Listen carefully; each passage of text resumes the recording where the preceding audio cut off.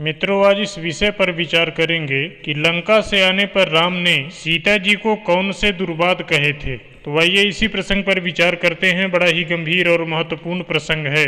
आपसे निवेदन है कि पूरा वीडियो अवश्य देखें। जय सीताराम। मैं हूं प्रसन्न चतुर्वेदी और स्वागत है आप सभी का कथामृत यूट्यूब चैनल पर। सीता प्रथम अनल मोहु राखी, प्रगट कीन्ह चह अंतर साखी, तेहि कारण करुणा निधि, कहे कछुक दुर्वाद, सुनत जातु धानी सब, लागी करें विषाद। मित्रों, वास्तव में गोस्वामी जी भक्त कवि होने के कारण हमेशा अपनी लेखनी को मर्यादाबद्ध रखकर अपनी बात को कहते हैं एवं लिखते हैं।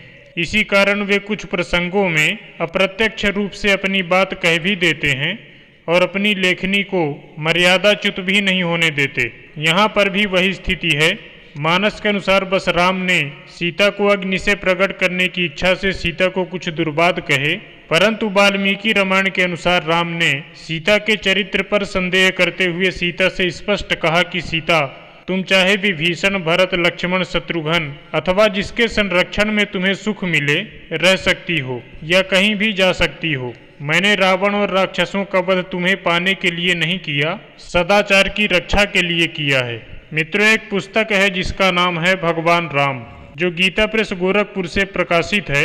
उसके अनुसार श्री राम की इच्छा थी कि असली सीता अग्नि से प्रकट हों और इसीलिए उन्होंने कहा कि रावण के यहाँ इतने दिन रही सीता को मैं स्वीकार नहीं करूंगा। अध्यात्म रामायण में राम द्वारा सीता को कहे गए अपशब्दों के संबंध में मात्र इतना उल्लेख मिलता है कि भगवान राम ने अपने कार्य के लिए रची गई माया सीता से उनके प्रति बहुत सी न कहने योग्य बात उनके चरित्र के संबंध में संदेह युक्त कही। आनंद रामायण के अनुसार राम ने सीता जी से कहा था कि शत्रु घर में रहने वाली सीता, तुम जहाँ चाहो जाओ, मैं तुम्हें पास में नहीं रखूंगा। इस प्रकार से इन कारणों से सीता के प्रति राम द्वारा कहे गए दुर्वाद का विवरण इन सभी ग्रंथों के आधार पर यथामति आपको बताया गया, जिसे कल्प भेद से माना जा सकता है।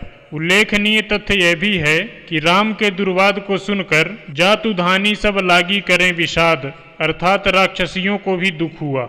ये वही राक्षसियां थीं जो सीता जी के पास हर समय रहती थीं। राक्षस का तात्पर्य यह नहीं कि सभी दुष्ट थे।